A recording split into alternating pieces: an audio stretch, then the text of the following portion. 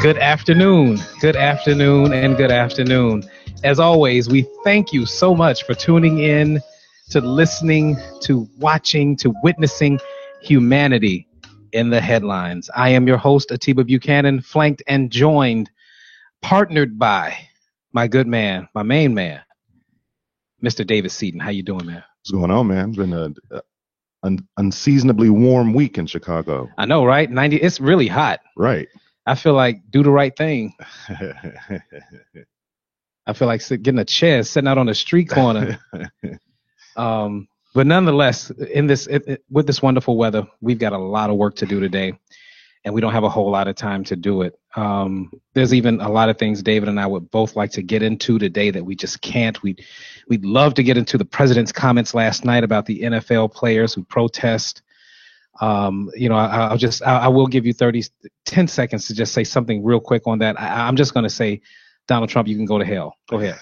That sums it up. I mean, my man gets out in Alabama and says owners should fire people and watch how popular you'll become. That just shows you, again, the mentality of the president, that his juxtaposition is fire players for their First Amendment free protected right to speak so that you'll be popular.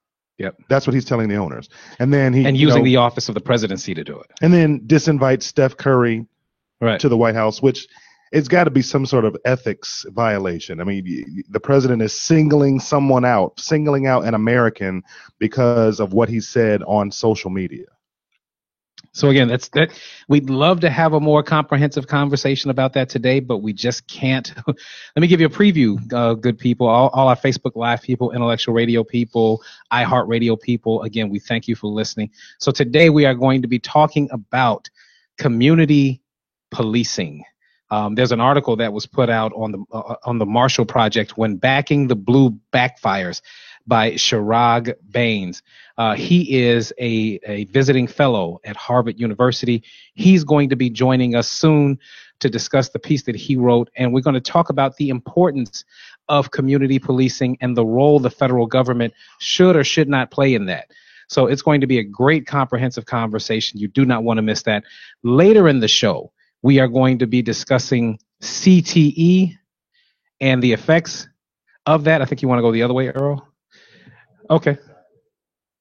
And we're going to discuss CTE, the effects of these brain injuries, not only in NFL players, but also in children. And joining us for that conversation will be attorney Robert Fitzsimmons. He is the co-founder of the Brain Injury Research Institute.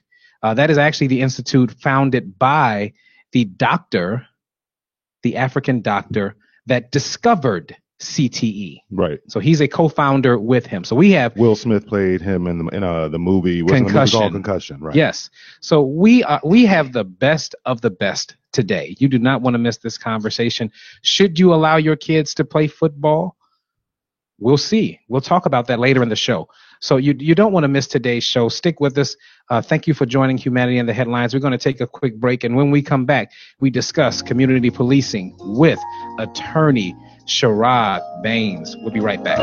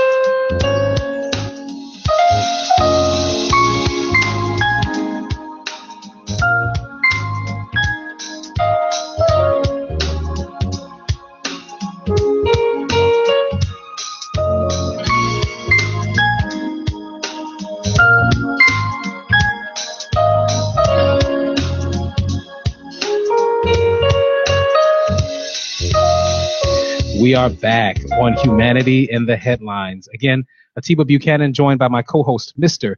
David Seaton, and we are ultra excited today with not just the substance of the topics that we have today, but also the guest that will be joining us. Right now, we have joining us attorney Chirag Bains. He is a visiting senior fellow at Harvard Law School's Criminal Justice Policy Program.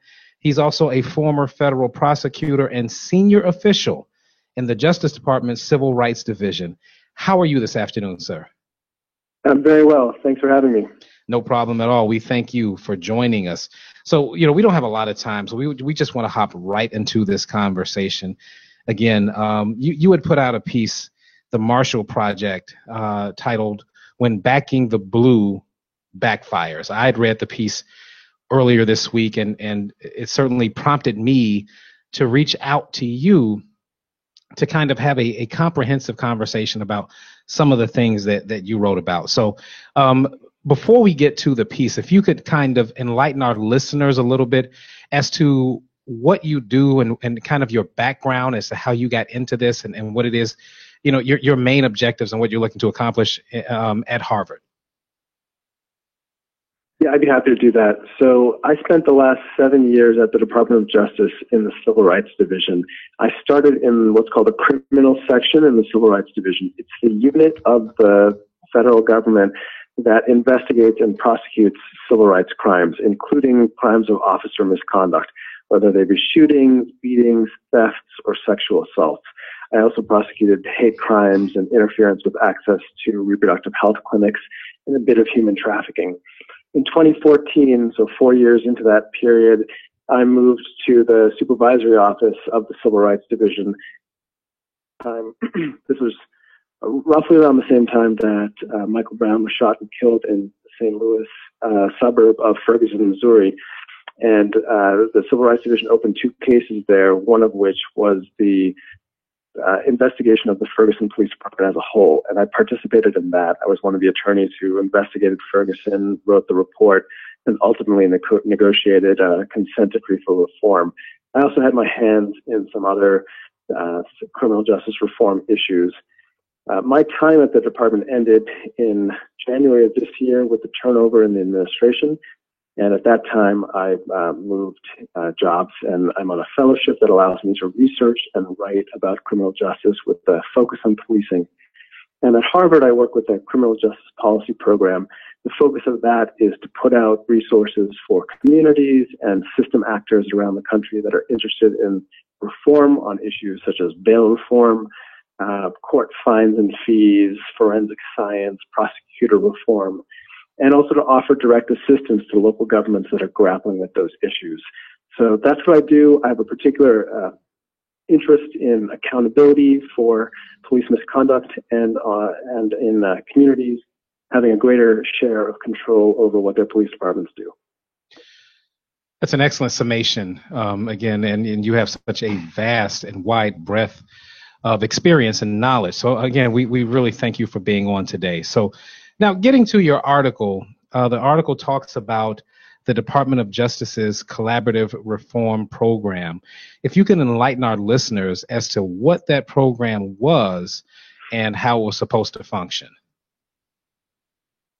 Yeah, the program was conceived in 2011, and it is run out of the COPS office at DOJ. That's the Office of Community-Oriented Policing Services. And program is a voluntary one. It's a situation where police departments or sheriff's agencies can go to the Department of Justice and say, hey, we're having issues. Could be that they had a very high-profile officer-involved shooting or a public attention based on racial profiling or allegations of racial profiling. And at bottom, they're concerned about those practices, but also with the impact that it's having on their relationship with the community. And so they're going to DOJ for help, and the help that they're seeking is, how to undergo organizational change and shift the culture of their departments, and thereby rebuild the trust between the community and the police department. And so the way the program works is you can bring in DOJ. DOJ then uses subject matter experts to analyze your data, analyze your systems, such as what your policies are on use of force, what the training looks like, what the accountability and discipline measures are, even what your promotion and hiring tactics or approaches might be, and then to issue you findings and recommendations as part of a sort of holistic assessment.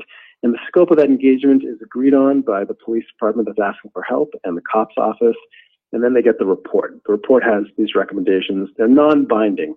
So if the police department then says, we're going to adopt these recommendations, the COPS office stays involved and issues a follow-up report 18 months down the road saying how they've done in terms of implementing the recommendations. And the COPS office also offers technical assistance and support as the police department grapples with this. I should say this program is distinct from civil rights investigations of the sort that I was involved in Ferguson.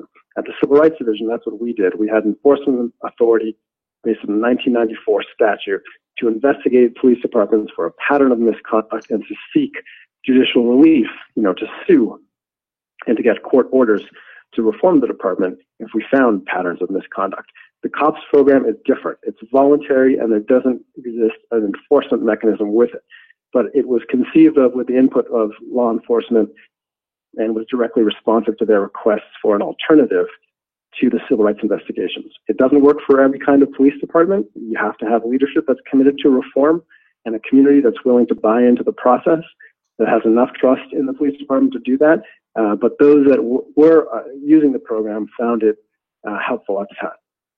Well, the case study in your article seemed to be the Las Vegas Metropolitan Police Department, and if you go through how they had successfully gone through the program over a 2-year period and had seen results that were for the better. The article did not go into some of the specifics of those results. Can you do that today? When they say that their shootings went down, do you know by what percentage or by what amount or exactly, again, what were some of the benefits tangible benefits that they were able to see by going through the program? Yeah, so a couple of different things. So on shootings were down. I believe they dropped by 36% over the period that the department first looked at. These reforms have to be sustained, and of course there are other factors that come into play. So that's something where we should actually continue to look at the numbers and see whether they are staying low or not over time. But that is what the report found. They also found that, as I mentioned in the piece, the accountability approaches were strengthened and made more transparent. So when now every serious use of force is investigated, and information about that investigation is made available to the public. That was a concrete change as a result of the going through the program. The assessment, if you're interested in greater specifics, I can provide you the link to the assessment that came out after the 2-year period. It goes into great detail, and DOJ actually did another follow-up report a few years later in 2016, finding that change was continuing. At one point, shootings crept back up a little bit, so that's why I made the point about the importance of sustaining reforms and staying committed to them. But that's another report that your listeners might be interested in taking a look at. Attorney Baines, again, this is David Seaton. Thank you for joining us today. I'm listening to how you're describing the COPS program, and you're saying that it's a police departments have to voluntarily where they get a list of recommendations that are non-binding. So I'm hearing you say that, and then I'm thinking about Attorney General Jeff Sessions, who's going in and he's rolling back all of these DOJ proposed steps where they were supposed to be going in and monitoring these police departments, and he's rolling that back. Those are that were taking place under the Obama administration and the Justice Department. I guess my question is, there's a lot of frustration out here in the minority community as it pertains to dealing with police departments. The perception is, and I would even go so far as to say the reality is, that there's no accountability, that these police departments operate with impunity. They're whether we're talking about asset forfeiture or we're going all the way to the other end of the spectrum and talking about murdering citizens.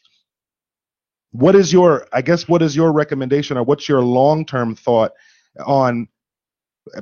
I guess when I look at this, it doesn't seem sustainable. It seems like there's going to be some confrontation that is inevitable based on just these dead ends that keep happening with police departments. And I guess I want to give you the opportunity to try to address my pessimism this morning or this afternoon. Well, I wouldn't disagree with the basic point you're making, and I think it's that the corrosive effect of the lack of accountability. So the different avenues, whether it be criminal accountability, and we've seen the failure of prosecutors to bring charges in a number of cases that seemed like they were worth pursuing. We've seen juries acquit defendants where the officers, where it seemed like there was strong evidence that the officer committed excessive force, where the shooting was unjustified, and we've seen judges do the same. We've seen very few criminal convictions, so that's one thing. We've also seen how difficult it is to have sort of systemic accountability of the sort that we pursued in Ferguson. And where police departments are not subject to this kind of accountability, I would add sort of the same accountability that we demand of others, private civilians, for criminal violations and civil violations, the public does start to lose faith. So I think that's a very real issue. It's something that very much drove my work at the Justice Department. And under the Obama administration, that was a focus. And there are two major kinds of accountability that the Justice Department has control over. One is criminal accountability. And I don't want to go on too long, so if you're interested in talking about that, I think we have some real challenges at the federal level. There's a single statute that the feds have to prosecute police officers in shooting cases or other cases of excessive force, and it has a lot of legal limitations. The states have many more powers, but that federal statute needs updating. That's one thing. But nonetheless, we still prosecuted 600 some police officers, correctional officers, and other public officials for civil rights crimes during the 80 years. On the civil side, the systemic side, we made great use of that 1994 statute, really ratcheted that work up. The 1994 crime bill was regressive in many ways. It expanded the use of the death penalty. It put money into prisons. It was a really harmful bill in a number of ways when it comes to criminal justice, but it did have buried within it this statute that was conceived after the Rodney King verdict and riots, that was to empower the Justice Department to investigate police departments. And it was used in the Clinton administration, but that was the early era of reform where we're just starting to get good at it, didn't exactly know how to do it well. It was used less in the Bush administration and dramatically less so in the second term of George W. Bush. We rebuilt that work under the Obama administration and opened 25 investigations. And these are investigations where there is a real stick. You can go in and sue, and we did that. We reached a record number of consent decrees where the court can force change if the agency is not willing to stand by its agreements. So I think we did a lot. I'm very troubled with the direction the department is going right now, because they're systematically taking out every piece of the toolkit. The Attorney General said he doesn't want to do any more of these consent decrees. He doesn't seem to believe that there exists such a thing as systemic misconduct in law enforcement. And he's got a narrative that he wants local control. Local cops should be in control of their police departments. And I think that narrative is really belied by his actions. And that's why I wrote the piece on collaborative reform. That was a voluntary program. It's one that police departments were asking for, and the Attorney General killed that too. I think he did so because he thinks that any time that we talk about reform or suggest that there may be reform needed in police departments, holistic reform, that undermines law enforcement, and he's not willing to do that. And I disagree with that narrative, but we've got an administration now that's pulling back from the work in many different ways, and it's going to have a harmful long-term effect. I really appreciate your framing of that. You actually took kind of the thunder out of my next question, but I'm going to ask it anyway, because I would like to talk about the direction this administration is going in. In killing the collaborative reform program as what he called a course correction, Attorney General Jeff Sessions, he is unwilling to acknowledge systematic problems in policing, relegating any issues as being specific to, quote unquote, a few bad apples. Why is there such hesitancy to acknowledge widespread, pervasive, or systematic problems? I think we have a very polarized set of actors right now. I think if you talk to a lot of cops these days, they feel beleaguered. They feel like they're unfairly under attack. And it is politically powerful for folks to, like the president and the attorney general, to take the position that there's actually nothing wrong with law enforcement, and to even scrutinize them is to undermine them. And that is, I think, has proved politically fruitful. That President Trump does have a lot of law enforcement support, but at the end of the day, I think it only deepens the us versus them divide and mentality that exists in a lot of corners. It's not a productive place to be where you've got community advocates and activists on one side and police officers on another, and feeling like they're on different teams and they can't concede any territory. They really need to be working together to address their issues, whatever concerns they have in the community, and they should be looking at themselves as part of one. If you go back to 1829 and the creation of the modern police force in London with the Metropolitan Police Department, it was created by Sir Robert Peel, and he had these principles that are referred to as the Peelian principles of policing now, and they were all about democratic governance and how police have to be reflective and part of the community. In fact, one of the principles is the police are the people and the people are the police. And we've gotten very far from that message right now. And I think that's what's underlying some of this inflammatory rhetoric and these bad decisions from the Department of Justice. Exactly, and even while we're conversing about this, and Atiba, you took my next question from me. When we hear the Republicans talk about policing and policing indiscretions, they always like to use, it's just a few bad apples, and a few bad apples don't spoil the whole bunch. But then I keep hearing you using the word systemic over and over again. So I guess that's where the divide is that we have half of the people that think it's just a small percentage of police officers, but then we have the other half of us believe the problem is systemic. Are there any quantifiable numbers out there that are actually demonstrative of the amount of police misconduct that's actually happening? Well, one of the challenges we have in this area is that data is pretty thin. We're lacking in data in a number of ways. We don't have system-wide data in the United States when it comes to law enforcement, and that's because we have a decentralized system. We have almost 18,000 police agencies in the country, and they have different sources of power. They answer to different actors, such as city councils or city managers or mayors. Some of them are independently elected, like sheriffs who run sheriff's offices. And so it's challenging. We actually don't even have good federal data on the number of police shootings or deaths in custody in the country. The best data we have is from the Washington Post and the Guardian, which did their own analysis, and we now know that almost 1,000 people are shot and killed by police, almost 1,200 or so are killed by police a year, and we have some basic data about who those folks are. But you can look at specific cases and get some data that tells you this is a systemic problem. So I'll give you a couple examples. The Stanford Open Policing Project did a recent study of 60 million stop and search records from agencies across 20 states over a 5-year period. And they found significant racial disparities in those stops and searches. And they controlled for gender, age, location, and they found that Black drivers were stopped at higher rates. Black and Latino drivers were more likely to be ticketed and arrested, and both groups were twice as likely to be searched as whites. In individual cases, you see this. The stop and frisk case in New York is a good example. They stop and frisk skyrocketed from 97,000 in 2002 to 680,000 in 2011, and of 4.4 million stops conducted over an 8-year period in there, 52% of the stops people stopped were Black, 31% Hispanic, 10% white. And that's quite out of proportion with what the city looked like.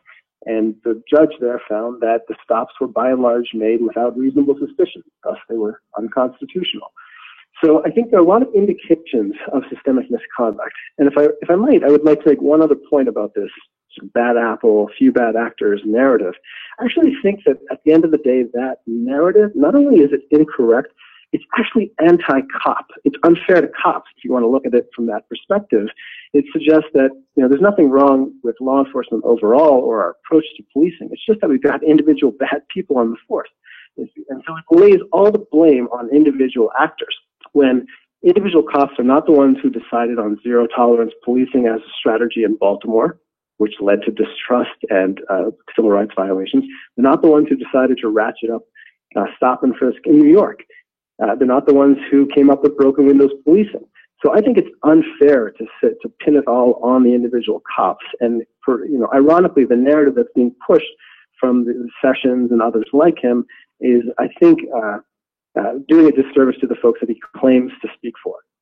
Wow, that's a very interesting perspective. Right, because when I hear you say that, and obviously we hear that over and over again, my first thought is, if you're a police department and you know the problem is a few bad apples, then why can't you get rid of the few bad apples and solve the problem? Obviously, the problem has to be more ingrained, it has to be more systemic, that you haven't solved it if it's just a few bad apples. Right. Well, right. I think that's right. Yeah, absolutely. So let's do this, because the time, again, is against us, and we like to try and have some type of solutions-oriented conversations in these discussions. We've painted a lot of gloom and doom because there's much gloom and doom to paint. But given this current administration, who is clearly not just pro-cop, but again taking a position that any criticism of police is unfair and unjust, what needs to change to get better outcomes? And I'm asking you this too as a federal prosecutor, because we've seen a lot of cases, right, where a lot of times charges aren't even brought at all because the federal government looks at it and says, well, we don't think they violated their civil rights. To me, that means that there's something wrong with the law. So because it's not expansive enough to be able to include the things that are clearly egregious violations against people. So what needs to change? What can citizens do? And what is it we need to look forward to? I agree it's important to have the conversation, and there are a number of things to be done. It's a pretty big beast to take on in a shorter period of time, but let me try to hit a couple of examples. On the criminal accountability, legal accountability side, I think you're right. There are challenges with the law. Supreme Court law governs this area to a large degree, and it's been incredibly deferential to law enforcement. And so much so that, and some of that is warranted. Policing is a tough job, and I recognize that. We ask officers to do dangerous things, and we also don't live those lives ourselves. And so there's a bit of second guessing that sometimes goes on that the courts are wary of. That said, there does seem to be a very between the standards that the Supreme Court has set for officer behavior and what communities believe is appropriate. The problem with that is that's constitutional law, and to do that, that's sort of a long-term litigation strategy of getting the court to reconsider its decisions. That said, the Supreme Court sets the floor, not the ceiling, on what officer conduct should be like. And so states and cities can demand more of their officers. They can have stricter statutes in place that require, for example, officers to exhaust other approaches, other uses of force, lesser uses of force before resorting to deadly force. You can require that officers de-escalate the situation, and you can require, for example, that officers not pursue cars that are fleeing at a high speed, which often results in tragedy at the end of the day, or shoot at moving cars, which is another big portion of police shootings that most police organizations agree is inadvisable. And so there are some things that can be done at the local level. I also think in terms of systemic accountability and systemic reform, you've got the work we did in the Obama administration is out there. All these consent decrees, all these collaborative reform agreements, or not agreements, but rather assessments that were conducted by the COPS office. Although the COPS office removed them from their website, so it's a little harder to find. You can find them using Google. And those can be roadmaps for communities that are looking to figure out what should we ask our police department to do differently. And you can sit down with your local police department and say, hey, this is what DOJ was saying would be an appropriate way to have to structure your use of force policies or to give citizens a role in overseeing complaints. And so I think that there's quite a lot of activity that can be done there too. With regard to leverage, so enforcement power, the ability to sue police departments, you're out of luck there on the federal side because the Department of Justice is pulling back. However, we have at least 2 examples of states doing this. California has a statute that allows the state attorney general to investigate police departments. They've done it twice before. They announced 2 more investigations this past December. No other state has that, but other states could have such a statute. And so I would encourage citizens to look at proposing and getting such statutes passed. Illinois doesn't have a specific statute, but they had other bases of authority, and they recently brought a lawsuit against the Chicago Police Department to enforce, to try to remedy the situation that the Department of Justice had documented. And they're going to be entering into a consent decree, it looks like, where DOJ wouldn't. And so there are some options out there. I don't want everyone to think that because the Department of Justice is out of the picture, we're out of luck.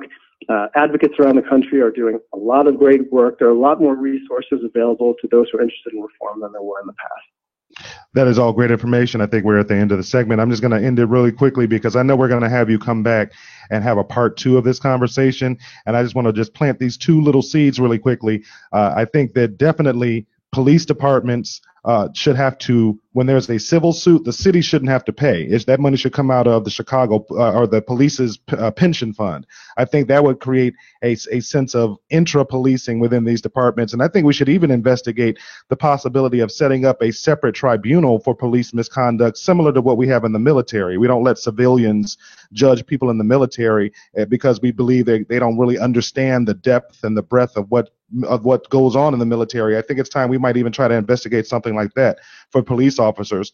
But I think we need to save that for the next time that we get together for this part 2 of this conversation. Please tell our listeners and our watchers really quickly where they can find you and how they can follow you. Well, I'm on Twitter at Chirag Bains. That's ChiragBains. And it's probably the best way to follow what I'm writing and saying these days about policing issues. We thank you very much for joining us today. You have a great day, and really, we really appreciate the information and having the conversation. Thank you. Thanks for having me. Thank you, sir. Wow. Right. I mean, that was a lot of information. As we promised you, Facebook Live, intellectualradio.com people, all of our listeners and followers, the show is going to be fire today. The second half will be just like the first. Stick with us. We're going to take a break, gather ourselves. When we come back, we discuss CTE. Should you let your children play football? We're not here to tell you that. We're just here to give you the information. You do what you want to do. This is America. We'll be back on Humanity and the Headlines in just a moment.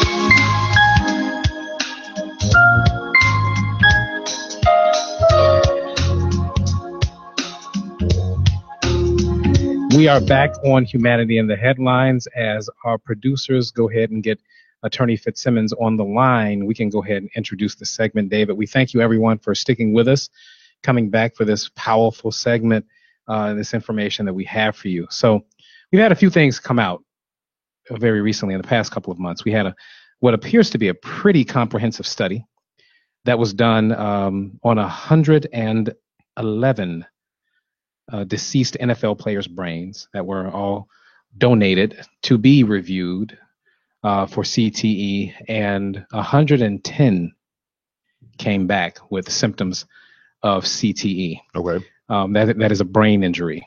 And for those of you who have been living under a rock, if you don't know, basically this is the brain injury that has been associated specifically with head injuries from playing football. We've seen NFL players commit suicide out of fears of what their life would be like because they could see signs and symptoms coming on. Junior Seau, I think, comes immediately to mind. They purposely shot themselves in the chest as opposed to shooting themselves in the brain so that their brains could be researched to help other NFL players. So we've seen that study come out, which really freaked everyone out. We've seen studies come out to suggest that children are beginning to see symptoms of CTE that play football.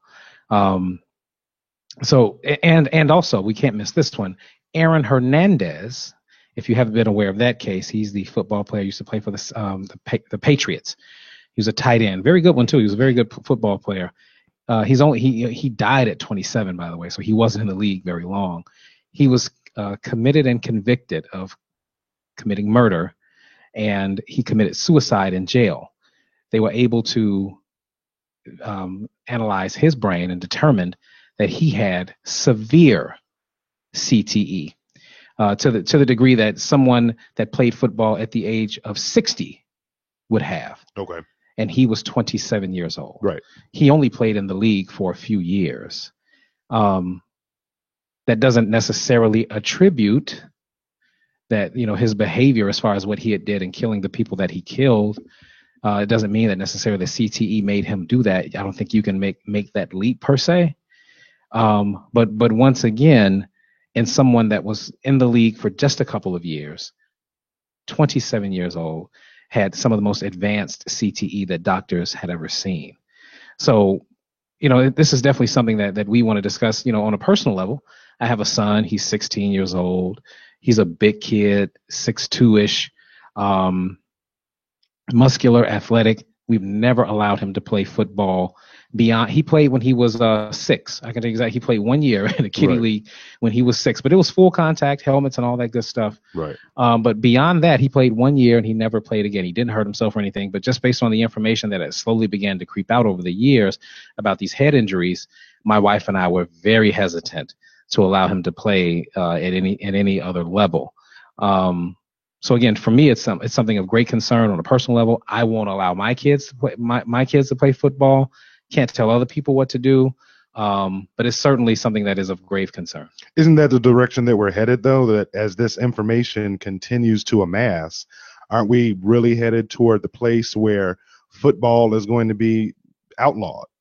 Do you think that's a possibility, or more specifically, contact football? We'll just be relegated to flag football or some variation of that. I do not.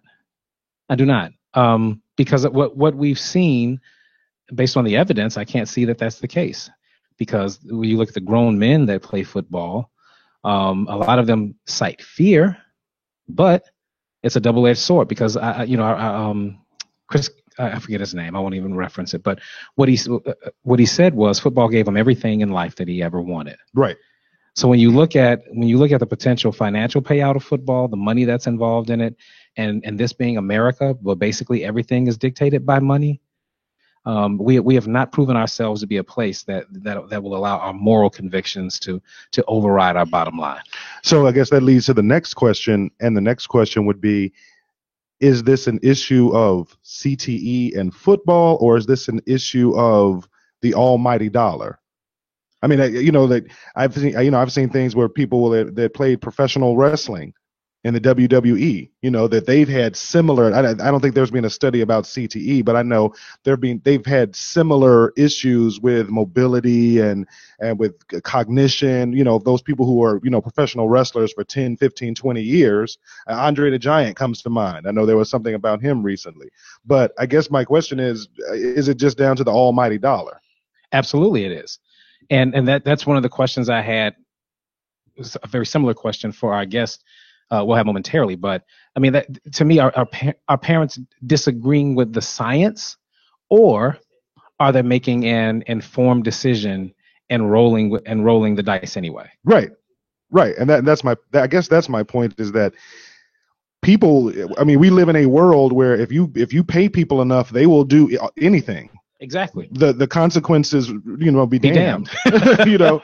whether that's being on a reality television show and making a spectacle, a spectacle of yourself. I mean, this is no different than the Roman gladiators, going back 2,000 years ago. Yeah.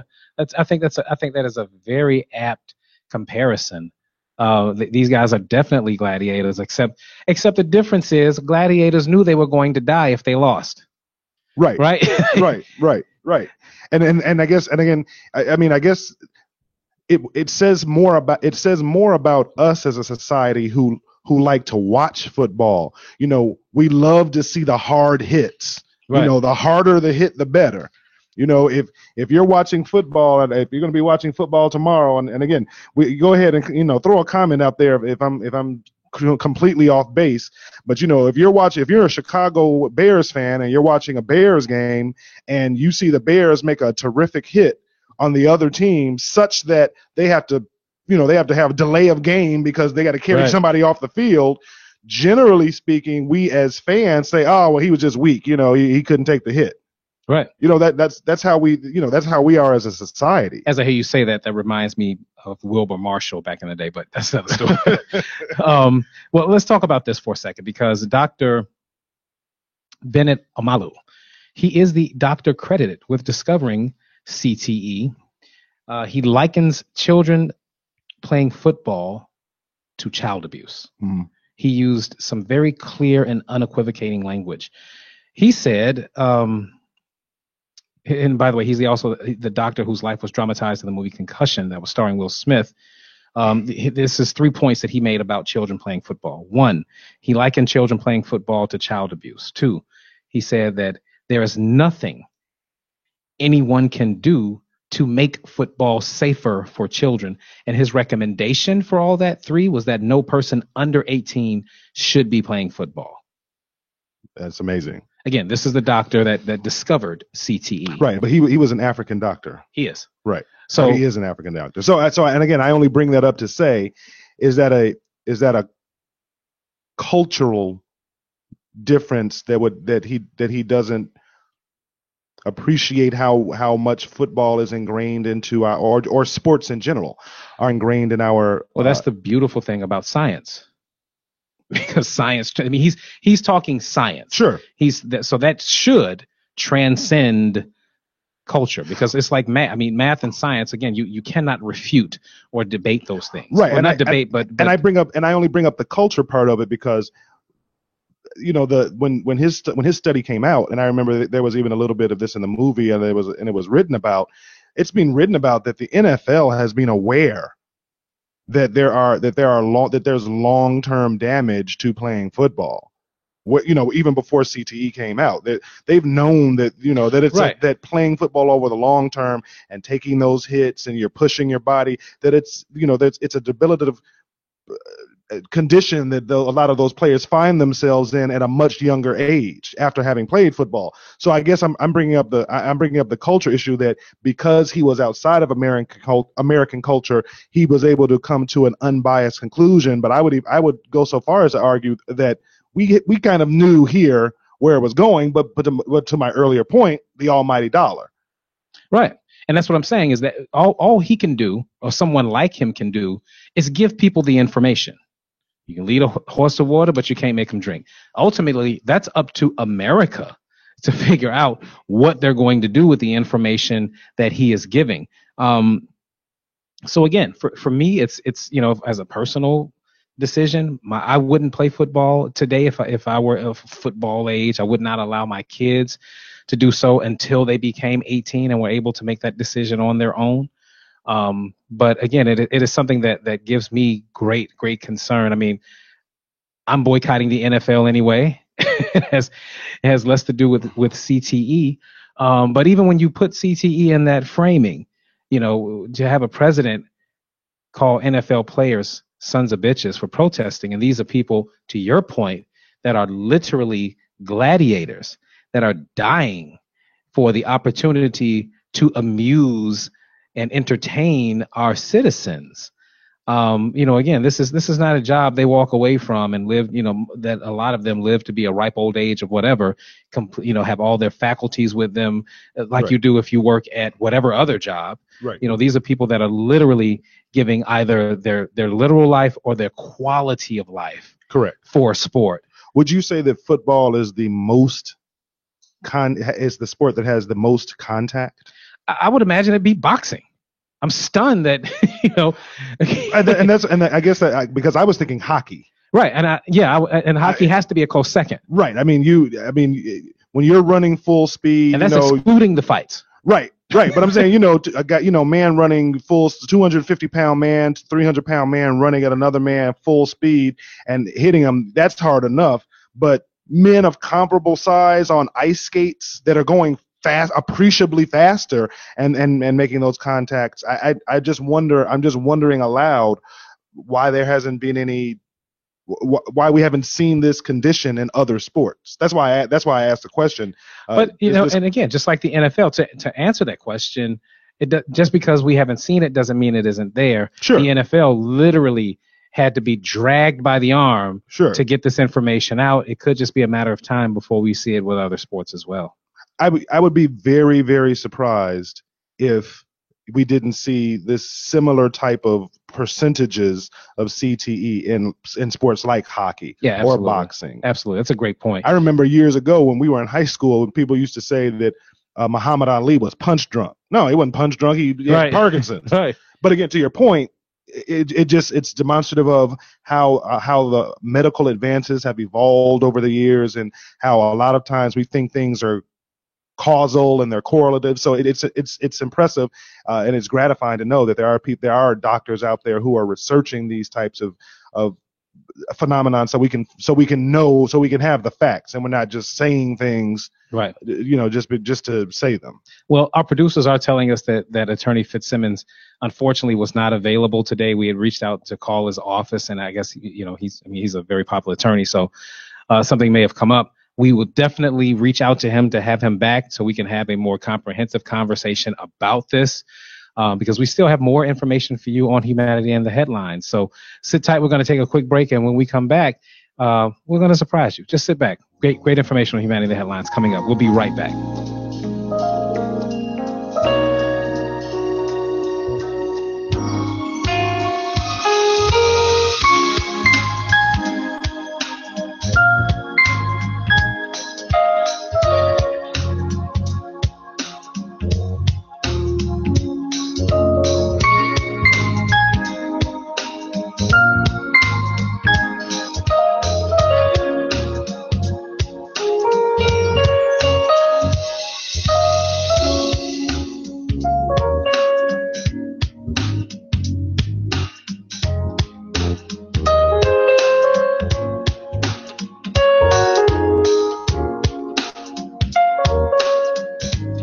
We are back on Humanity in the Headlines. Again, I am Atiba Buchanan, joined by Mr. David Seaton. And joining us right now is a great guest with some great information for you guys. This is Miss Nakia Green. She is the founder of Colony 5, and we will be discussing the citywide Civic Tech Challenge. Ms. Green, how are you today? I'm pretty good. How are you? We are excellent. Thank you so much for joining us today on Humanity in the Headlines. So we're going to jump right to it because we have just about a few minutes left. We'd like for you to tell our listeners, what is the citywide Civic Tech Challenge, and why should we want to know? Well, actually, it's Colony 5 is hosted citywide,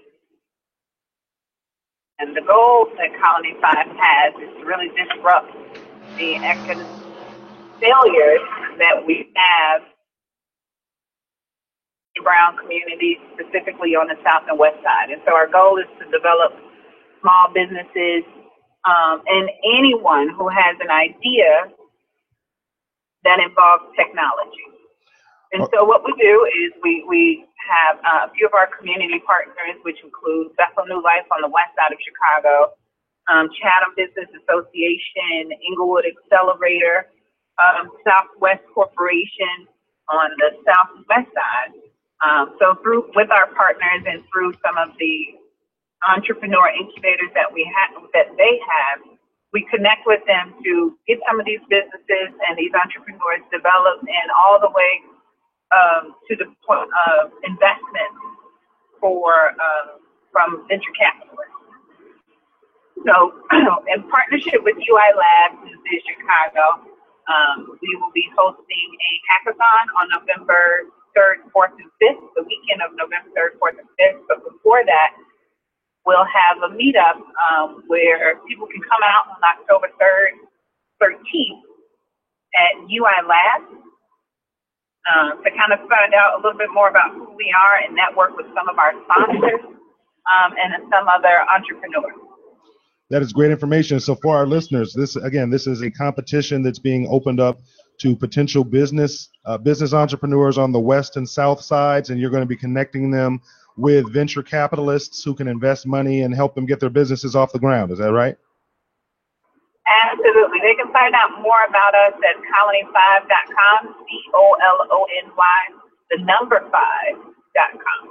All right. So for all of our watchers and our listeners, if you have a business idea, if you know someone who has a business idea, they want to go to colony5.com, and this is an opportunity to get some investment for your business to get it off the ground, because as we all know, the number one thing you need is money. Well, but this is, Ms. Green, this is Atiba. Let me ask you a question just to confirm. This is specifically for tech businesses, right? Like if you're trying to come up with a new app idea, correct? Yeah. So oftentimes, so for me, I am not only I am a poster child for Colony 5 because I'm a product of it as well. So the winners for the top 6 winners will go on to be able to compete in a contest, and I'll say more about the app team. But the top 6 will be able to compete in a contest, and the top 3 will be able to be entrepreneur in residence in conjunction with UI Labs. But for me, my business is Culture Solutions, and the goal of Culture Solutions is to minimize the unemployment and underemployment amongst minority college graduates. And before I learned about really how technology could enhance my company, I had no idea that I could incorporate an app. And so we're not just looking for people that have businesses that have an app, but we want to help you to learn how you can enhance what you do by way of adding technology. Again, that is so great. I don't want to scare people to think that they have to have technology, but we're here to help, and we can add value to what you already have by way of helping you to figure out how that will work and how you can incorporate your business in technology. Can you tell our listeners then some of your success stories? So for me, first of all, Colony 5 is very new. We launched back in March with the support of Microsoft. Yep. Thank you. So we launched really quickly, and things moved really quickly, and we have support from Microsoft, UI Labs, Comcast, Xfinity is one of our major partners, sponsors, and Chicago Beverage is one of our big sponsors as well. And so they got behind us, and they believe that there are viable businesses on the south and the west side. We just don't get the opportunities that the north side may get, or where there are tech hubs that house a lot of businesses. Colony 5 just exists to be able to bring resources to our community. And so for me, I will be one of the first businesses to go through the Entrepreneur in Residence program with Colony 5 and UI Labs. And I was in an entrepreneur program at Bethel New Life. And I showed up to a meeting, and that's how this all started. Nakia Green, we thank you for joining us today, and we thank you for getting that all of that information out. We've already got a couple of people who have commented saying that that's good information, so I'm sure we're going to have people who are going to share the show, and we're going to try and help you get this information disseminated to as many people in Chicago as possible. Thank you so much. I appreciate you guys. How can our listeners follow you and get more information about this? The website is colony5.com, COLONY, the number 5.com. And you can follow me on Instagram at Culture Solutions at Instagram. Excellent. All right. We appreciate you, and we will be in touch. And again, please share the show, everybody, so we can get this information out. Thank you, Nakia Green. You have a great day. Thank you. You too. Thanks, guys. Thank you. Have a great day. So that's our show for today, good people. We thank you so much for joining us today on Humanity and the Headlines. I got two bits of advice for everybody. Stay informed and stay cool. It's hot out there. Dave, go ahead and give us some parting shots, man. I hate to say, you know what? I watch Donald Trump's tweets. I don't follow him because I don't want to be counted as one of his followers. But I do go and I look at him. If you get the opportunity, just go to Twitter, type in Donald Trump. You'll see the real Donald Trump come up, and you can go to his page without actually subscribing to him. But just do that, just so you can really have an insight into how crazy, how absolutely unqualified and crazy this. And I could use a lot better word, but Donald Trump is crazy. You're not going to get me to argue with you. He is absolutely crazy, and I can't believe that. I mean, the recent polls are saying his popularity, he's rebounded. It's starting to creep back up. Incredible. Well, we'll probably talk about that next week. Right. So, nonetheless, we thank everyone for listening and watching today. We thank Breon Jones for producing another excellent show, and we thank Earl Winfrey for this wonderful and blessed platform. Everybody have a great, safe, cool weekend, and we'll be back next week to do it all over again on Humanity and the Headlines. Take care.